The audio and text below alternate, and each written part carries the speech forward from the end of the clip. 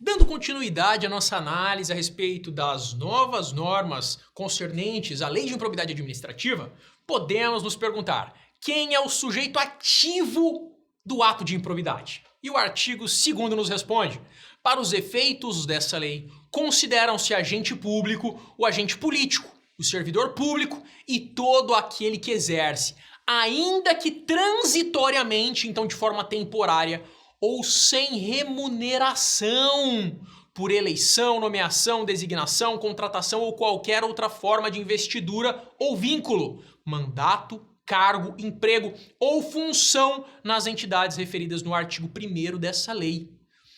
Então, nós temos como conclusão que pode ser ator do ato de improbidade qualquer pessoa que tenha um vínculo com a administração pública. E mesmo que esse vínculo seja precário, ele não precisa necessariamente sequer receber salário. Parágrafo único. No que se refere a recursos de origem pública, sujeita-se às sanções previstas nessa lei o particular, pessoa física ou jurídica que celebra com a administração pública convênio, contrato de repasse, contrato de gestão, termo de parceria, termo de cooperação ou ajuste administrativo equivalente. Portanto, eu tenho em um primeiro momento que é agente do ato de improbidade qualquer agente público, servidor ou não, a título estatutário ou precário. Agora, eu tenho a possibilidade também de que um particular que celebra, que tem vínculos com a administração pública, que tem vínculos com um agente público, de responder pelo ato de improbidade também. As disposições dessa lei são aplicáveis no que couber àquele que, mesmo não sendo agente público, induza ou concorra dolosamente para a prática do ato de improbidade. Em regra, um particular não responderá sozinho pelo ato de improbidade.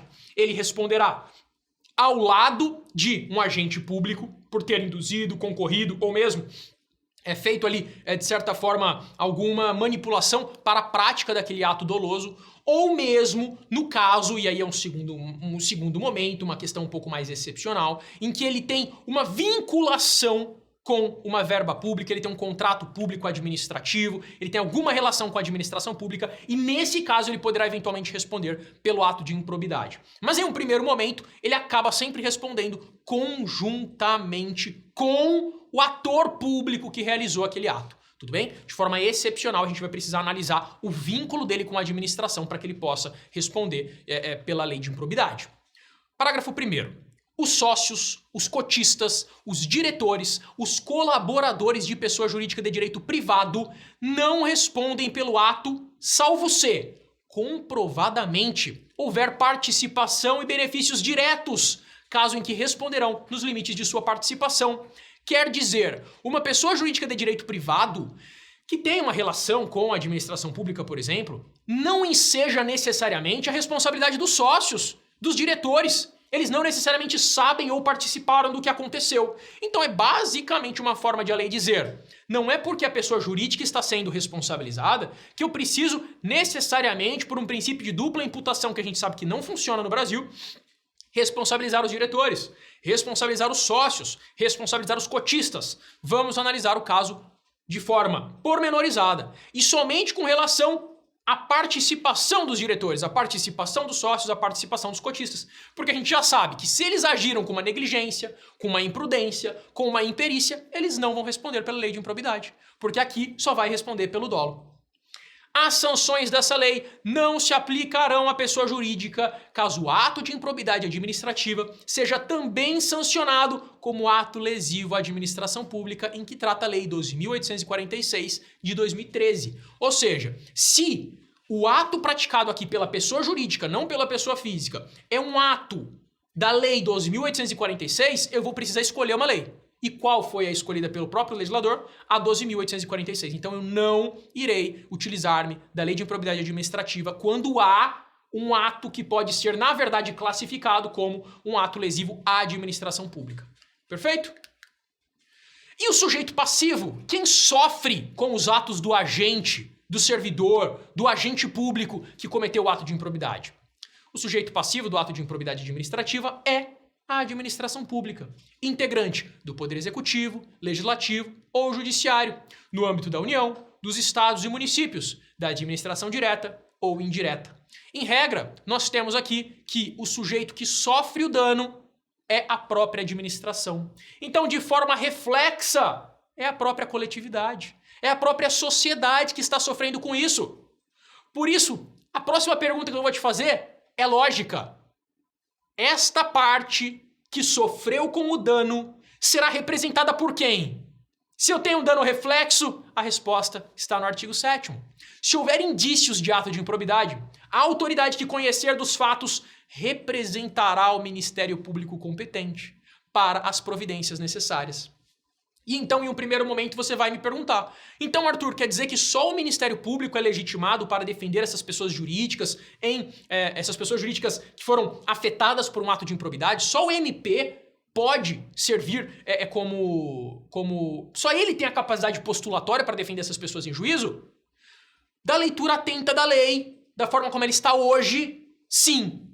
Mas o Supremo Tribunal Federal já entendeu em sentido diverso. A própria pessoa jurídica também tem legitimidade para defender os seus interesses em juízo. Então há aí uma responsabilidade compartilhada, concorrente entre Ministério Público e a pessoa jurídica afetada pelo ato de improbidade.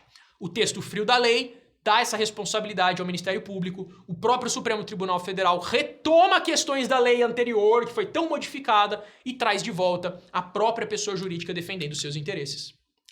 E essa obrigação de reparar, ela se transmite ao sucessor do agente? Então aquele agente público, ele cometeu aqueles atos, ele meteu a mão no erário, se enriqueceu ilicitamente, resultou em um grande prejuízo, acabou afetando os princípios tão caros à administração pública e faleceu. Tão logo ele faleceu. O sucessor vai responder com o quê? O artigo 8º responde: o sucessor ou herdeiro daquele que causar dano ao erário ou que se enriquecer ilicitamente estão sujeitos apenas à obrigação de repará-lo até o limite do valor da herança ou do patrimônio transferido. É dizer, se o enriquecimento ilícito foi de 500 mil reais e a herança foi de 100 mil reais, é possível que essa herança de 1 milhão de reais seja absorvida, seja retirado dessa herança de 1 milhão de reais, esses 500 mil para a indenização, para o ressarcimento dos cofres públicos, e então os herdeiros vão receber os outros 500 mil. Mas e se for o contrário? Se nós temos aqui uma herança de 500 mil reais, mas um dano de 1 milhão, essa herança inteira vai ser absorvida. E ainda vão faltar 500 mil. Eu vou poder cobrar esses 500 mil do herdeiro? Nada disso. O herdeiro vai responder somente com relação à herança recebida. Então, de fato, quem está respondendo por esse ato de improbidade é a herança. Quem está respondendo é o falecido, é aquele que acabou sendo o agente do ato de improbidade, porque é somente com relação àquele patrimônio que nós iremos ter ali algum acesso enquanto medida reparatória dos cofres públicos. O artigo 8º-A diz o seguinte: a responsabilidade sucessória de que trata o artigo 8º desta lei aplica-se também na hipótese de alteração contratual, transformação, incorporação, fusão ou de cisão societária.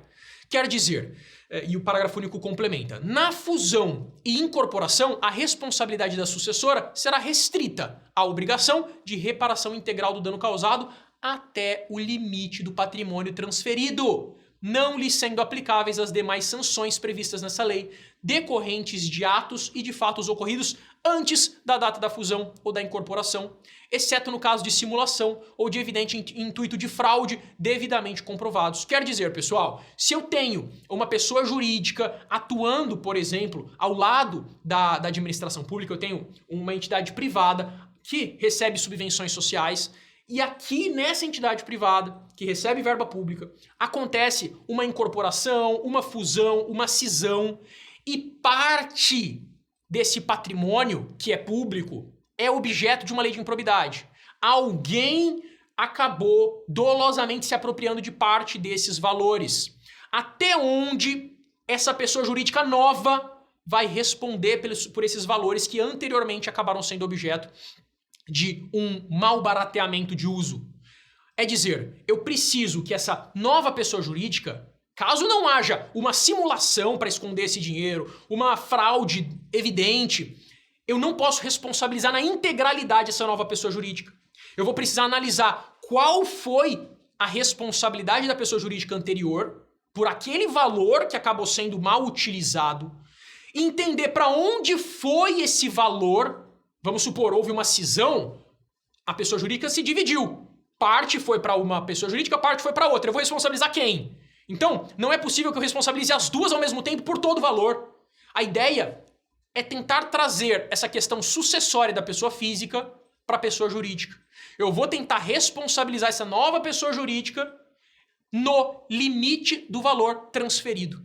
Então eu vou precisar analisar exatamente qual foi essa alteração societária para entender para onde foi a parcela do dinheiro público, a proporção do dinheiro público. Houve uma cisão em 3 dessa pessoa jurídica. Então tem 33,33% de dinheiro público em cada uma delas, a grosso modo. Então eu não posso cobrar 100% de cada uma. Eu preciso me limitar ao valor da herança, ao valor transferido. Então é basicamente uma tentativa do legislador de proteger a pessoa jurídica da mesma forma que tenta proteger a pessoa física.